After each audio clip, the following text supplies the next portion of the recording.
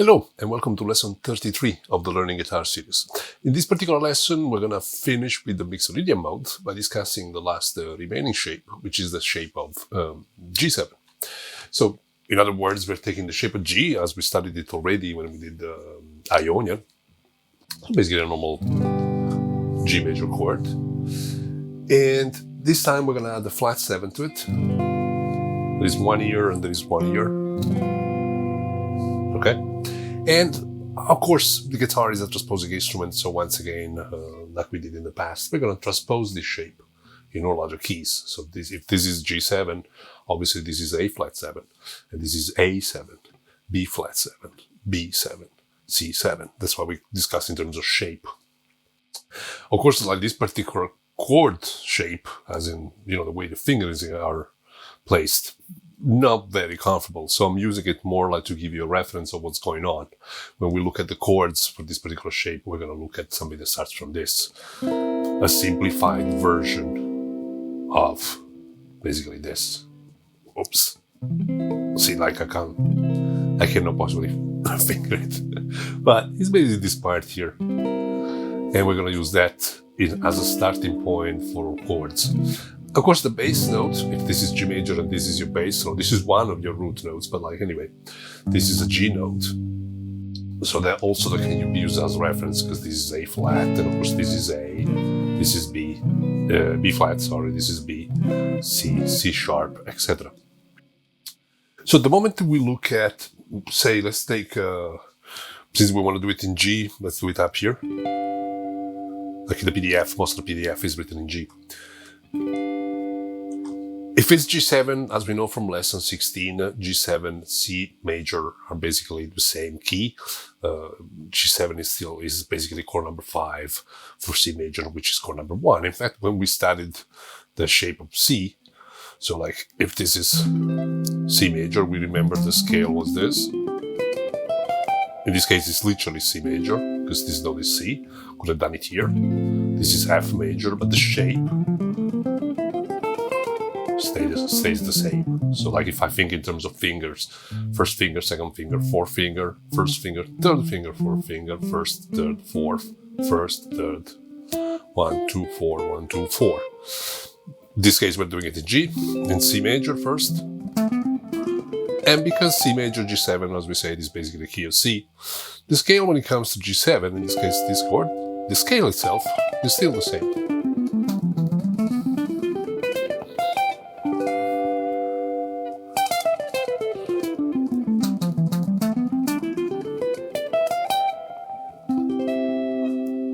Chord number 5 to chord number 1. So as you will see in the PDF, that's the first thing that I did highlight was exactly that. So G Mixolydian, G7 Mixolydian, and C Ionian are basically pretty much the same scale. The reason behind it, if you didn't check out lesson 16 yet of the series, do it, because that's gonna kind of explain you why that is. And it's important that we understand that, sometimes we use it as a C Ionian, sometimes we use it as a Mixolydian. As usual in the PDF, you have arpeggio studies for this particular shape. And so the first thing we want to do, you want to take any particular arpeggio from the PDF and practice it. There is 3 ways you can do it, in the PDF, but I suggest if you don't have a lot of time, at least you do the alternative version. The alternative version basically so this is A7, because that's the shape. This is G7, because this is G, so this is A7, B flat 7, B7, C7, and it's important that you tell yourself what is it. When you're practicing, actually look at the guitar as opposed to like I am sometimes looking at the camera, because that's going to help you with photographic memory, remembering the name of the notes and where they are. In this case, using as a reference, on the E string, that's C sharp.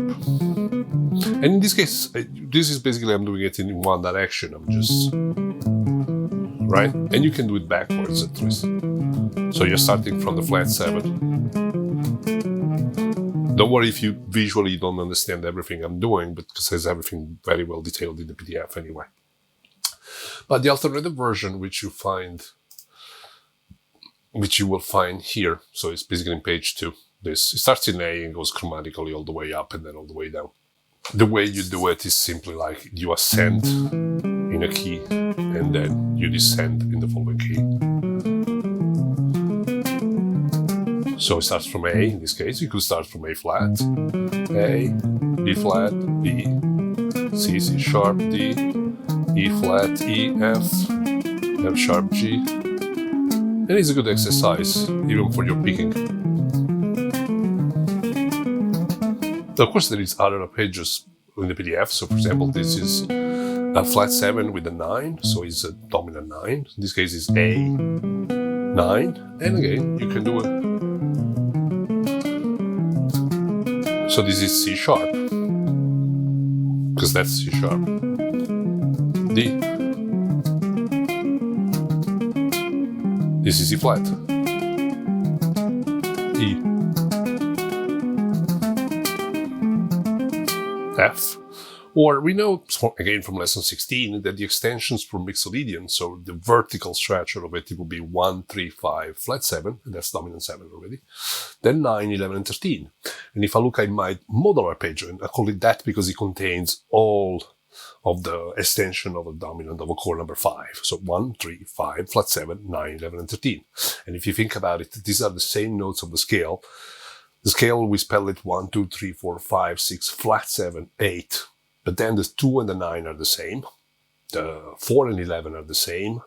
And 6 and 13 is the same. So again, if you think about it, basically the horizontal structure is the scale. So I'll do it in A. That's A7, right, in the shape of G. And the arpeggio is the same notes, but in a vertical structure. So basically a different sequence, if you want to think it like that. So 1, 3, 5, flat 7, 9, which is equal to the 2, 11, which is equal to the 4. So we have 1, 2, 3, 4, then 5, obviously. And then we have 6 that is equal to the 13, right? So we still have 1, 2, 3, 4, 5, 6, flat 7, 8, just in a different order. One is spelled as a scale, an horizontal structure, and one is spelled as an arpeggio. And the modal arpeggio, basically this, that's with the octave. It's an excellent exercise if you want to do Gruppo 3, not only the arpeggio, I mean, like the arpeggio, the modal arpeggio, you want to practice alternated, at least because you're covering 6 strings. So that's B. You can even come back if you want, like before you move chromatical. That's C. C sharp. D. D flat. E. Or in this case, I'm doing up and down. And of course, like if you're not familiar, you might want to do it more than once before you move chromatically. So that.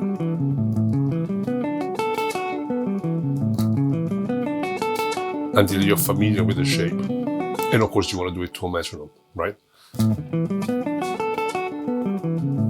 And you choose the speed that you feel comfortable with. Of course, as I said, once you feel comfortable, you might want to start. It becomes a good warming up exercise once you actually know it. But going back to Gruppo 3, Gruppo 4, so after here, this exercise, this is the cage arpeggio. Again, I was going to show it to you in a second. And this Gruppo 3, Gruppo 4, in the case of the PDF, is applied to the cage arpeggio. But you want to apply it also to this modal arpeggio I just showed you. The cage arpeggio is basically 2 octaves of dominant 7. Just 1, 3, 5, flat 7, repeated twice, who's using every available note in that particular cage. So if I'm thinking of this as my shape of G, in this case the chord is A7, because this is A. Here is a flat 7, that's a 1, 3, 5, flat 7. That's another root note, 1, 3, 5, flat 7. And in fact, when you study the arpeggio, you study these 2 octaves individually. So you're gonna also study this. This is 1, 3, 5, flat 7. And again, you can do it alternated. This is simply combining it.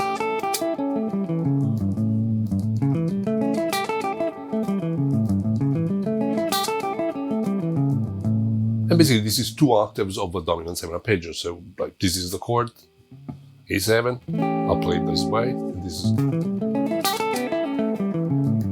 this is basically a normal dominant 7 arpeggio spelled over 2 octaves, with the addition of a flat 7 in the bass. set the modular arpeggio 1, 3, 5, flat 7, so all the way here is still the same, but then 9, 11, 13 root note. Group of 3 means like isolating group of 3 notes, 1, 2, 3, 1, 2, 3, 1, 2, 3, 1, 2, 3, 1, 2, 3, 1, 2, 3, 1, 2, 3, 1, 2, 3, 1, 2, 3. That's why I said like this is kind of like you can apply this particular technique of grouping in 3 notes at a time to both the modular arpeggio or simply the caged one. Same thing. This is the caged one. Oh, sorry.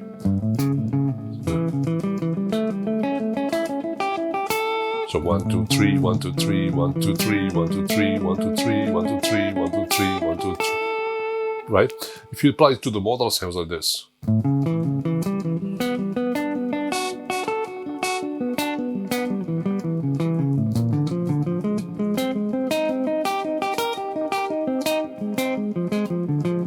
And now I'm in B.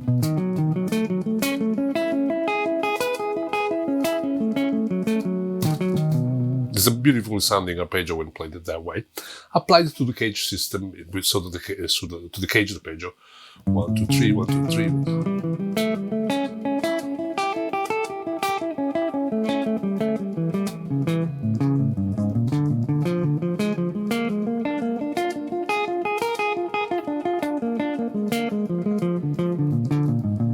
And so forth and so on.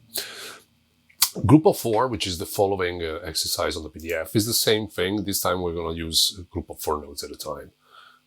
Nothing particularly difficult about it. It's just instead of grouping 3 notes at a time, we're going to group 4. As easy as that. So if I take the modular arpeggio, maybe I can do 1, 2, 3, 4, 1, 2, 3, 4, 1, 2, 3, 4, 1, 2, 3, 4, 1, 2, 3, 4, and backwards 1, 2, 3, 4, 1, 2, 3, 4, 1, 2, 3, 4. So you have something that sounds like this.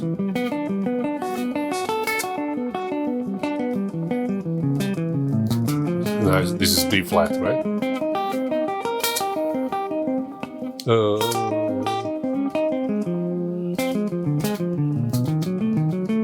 B.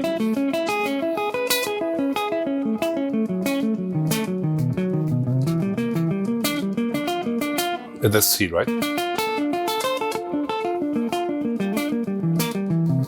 C sharp. Right, so basically that's group of 4, and again you can apply it also to the normal caged arpeggio, so just 1, 3, 5, flat 7, repeated 2 octaves. Sorry I keep repeating it, but so that you understand the difference.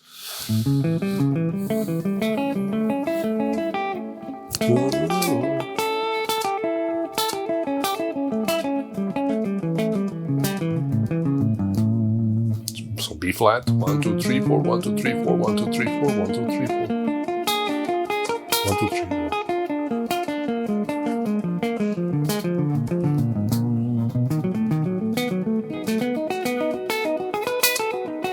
But by the way, like again, sorry if you, besides little mistakes here and there, I haven't practiced this in a while, I must say. But if it's not clear from the video, which you know it will not be, it's fairly possible. Don't forget, just have a look at the PDF. You know, even if you're not a Patron, you can always pause the video at this point, and the one I'm talking about is this exercise here. After that, we have a practice ascending on the scale, descending with the arpeggio. That's again, that's obvious. And if you want to expand on it, I will combine it with a chord. That's generally what I do. So, what that means, as I said since lesson number 1, I think, chords, scales, and arpeggios studies. It's basically 3 sides. If a coin had 3 sides, it would be 3 sides of the same coin. In other words, if I have like a G7, right? A shape of G, this is A7. Actually, just for a matter of comfort, so I can use an empty bass note, I'm going to do it in E. Okay, so this would be ideally the shape. Never going to use this as a chord, to be honest. But this is E7, and I'm using E in the bass. So. And we know that this is the scale.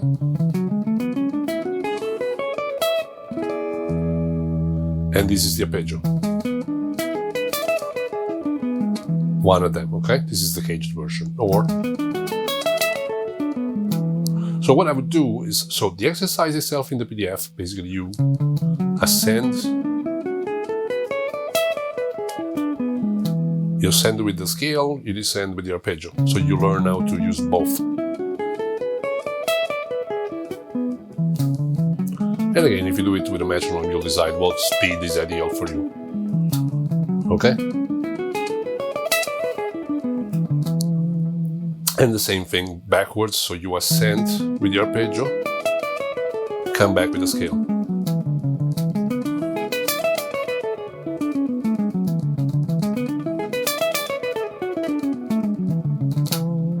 And the way I would do it also, I would add the chord from time to time. So even without a metronome, so use it as a reference, so go like E7, here is the scale. Maybe this is another form of E7 chord. That's my scale. And that's my arpeggio, one of them. Or like, I don't know.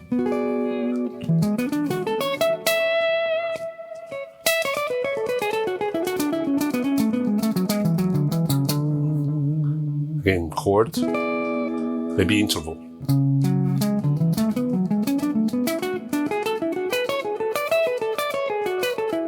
This is applied to the scale. All these exercises in intervals, for those of you that don't know, basically they are contained in the lesson dedicated to the Ionian shapes. Because in the cage system, as we've seen, the scale looks the same. So in this case, E7 and A Ionian are the same thing. So all the intervallic studies, third, fourths, applied to scales are in those PDFs, and they're free. And now, off the top of my head, I don't remember which particular lesson covered the shape of A. This is basically A in the shape of C. But all the intervallic studies are in there, so, go back, I don't know, maybe lesson 7 or something like this.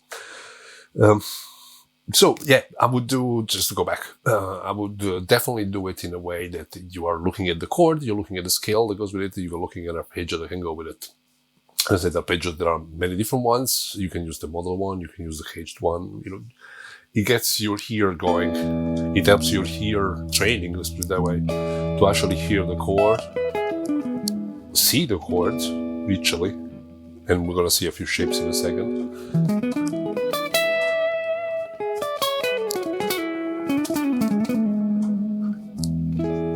See, that's the chord. That's a 13. And the reason I remember it's a 13 or a 6 is because of the arpeggio. I've been practicing the arpeggio, so I remember that's 11, 9, flat 7, 3, 5. Root note, flat 7, 5, 3, root note, right? But it helps practicing this way.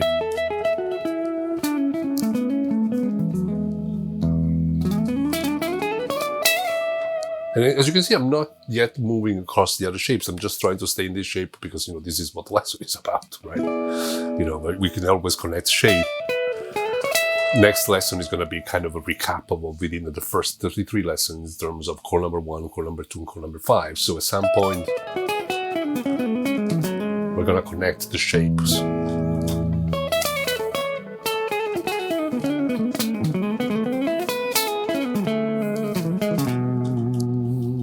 And there is an E7 over here, E7 over here, E7 over here, E7 over here, E7 over here. These are the 5 shapes we studied. So this is the last of the 5. This is the first we did. Then we did this, shape of C, shape of A, and possible variation. In this case,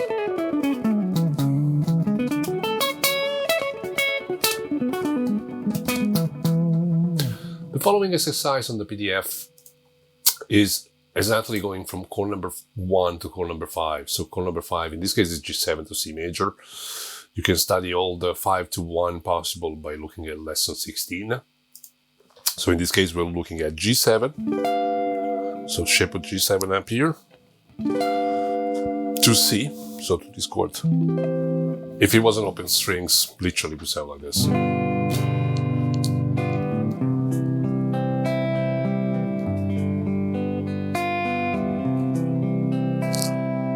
Okay, and arpeggio-wise, we're doing it. Oops, microphone cable. That's G7, C major 7.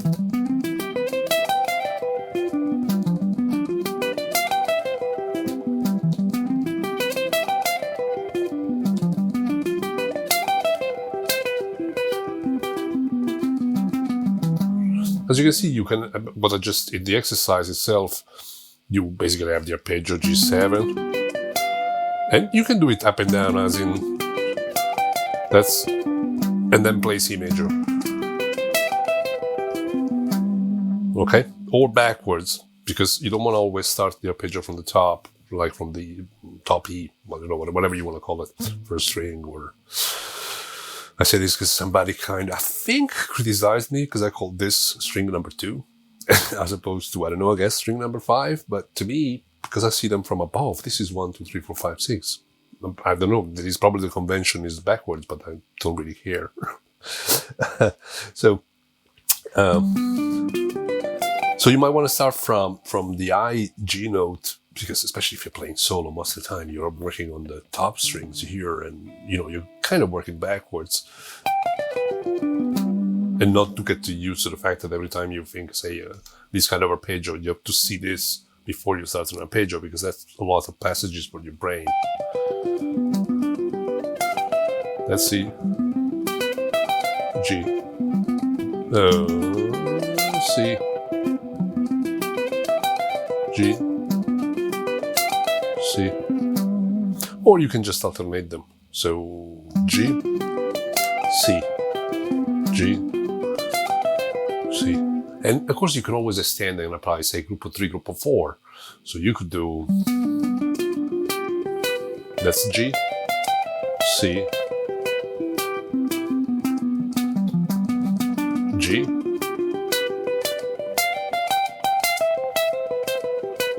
C.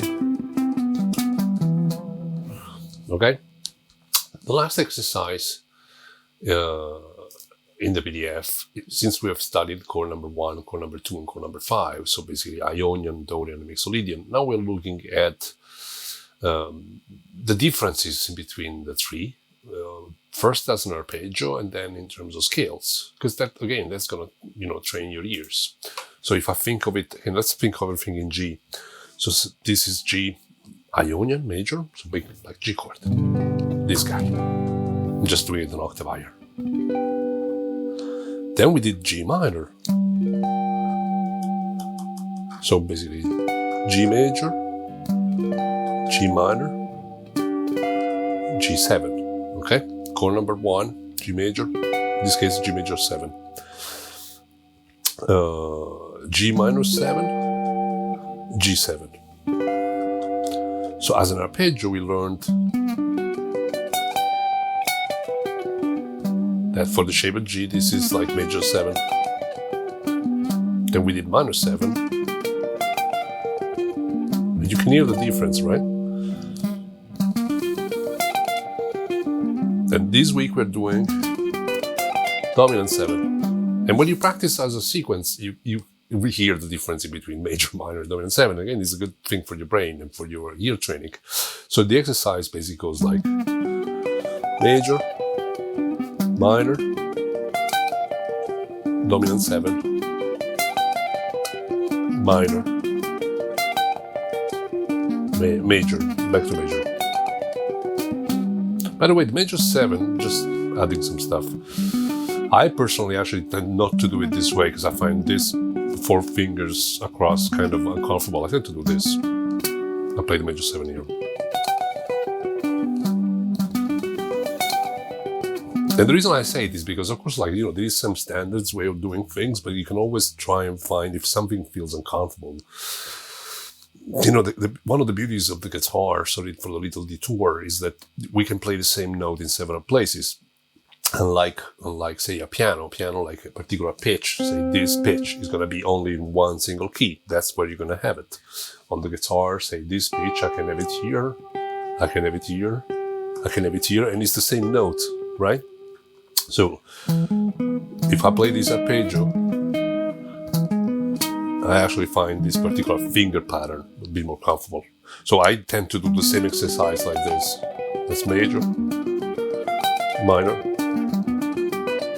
dominant 7, and then back to major. Right? The same thing that can be done with the scales. So we know, again, for the shape, major,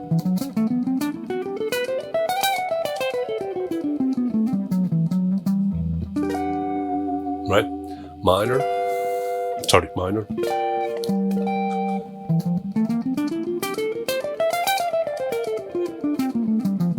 That's G minor. And now we have G7.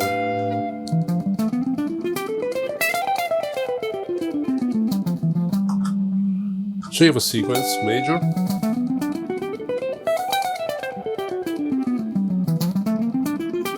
minor, dominant 7. And again, this can help you like in hearing the differences among them. You can do it simply with a metronome going up and down in scale. But as I said, even if you place a chord before it, just to help your ears, it does work.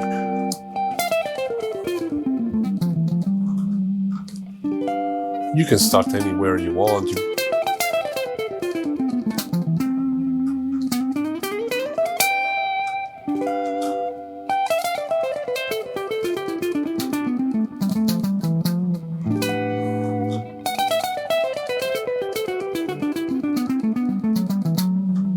Minor.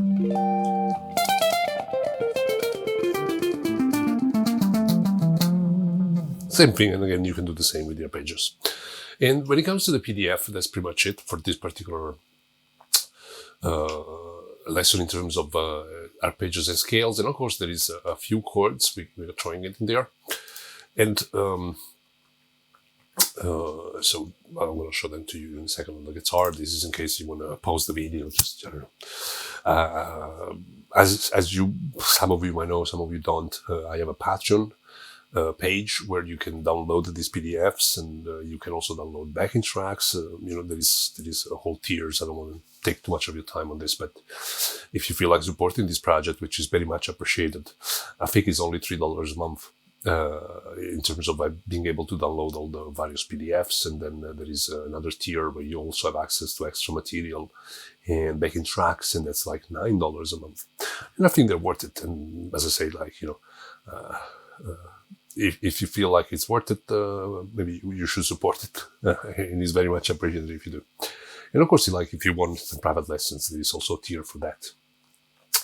So in terms of chords, again, this is our starting point, because we're always thinking in terms of shape. So shape of G, and of course any key you want. In terms of G7, I tend to start from this or from this. You'll see them in the PDF in a second, but you know, just to give you an idea. In this case, just so that you can hear the sound, I'm going to do this exercise in the key of E, so that I can use this note as some sort of drone. So basically, I'm up here. So this is my shape of G. I'm transposing it. This is an E note. So that's E major, right? That's E7. And in fact, this is this particular shape, okay? This one. I'm just placing a bass note on top. And so as usual, you have like, the white dot is to give you a reference where the root note is, in case I don't want you to play it, because obviously you cannot play two notes on the same string. And so these are all various shapes you can try. I'm going to play them to you in a second so you see what I mean. So for example, again, like this is basic E7. This is with the ninth. That's where the ninth is sitting. That's a basic shell chord. This is with the 13th and a 9. That's the 13th right there. That's a 5, that's a 9. It's a beautiful sound. This is with a 9. This is with a flat 7 in the bass. Oh.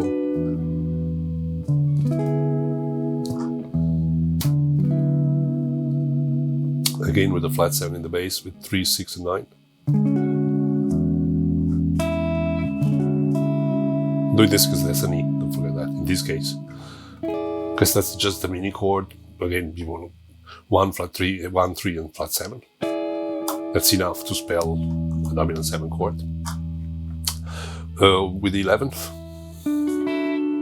So you can do this. Or, in this case I have an empty string, but that's the shape.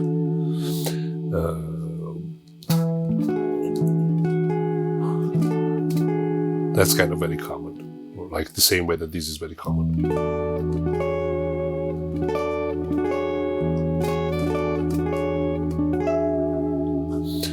And again, you'll find,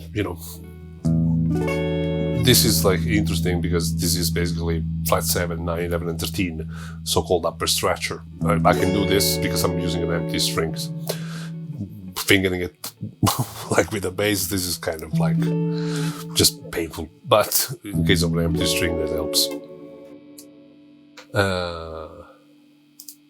So where are we? These are, the chords. Have a look at it, and again, you can download them.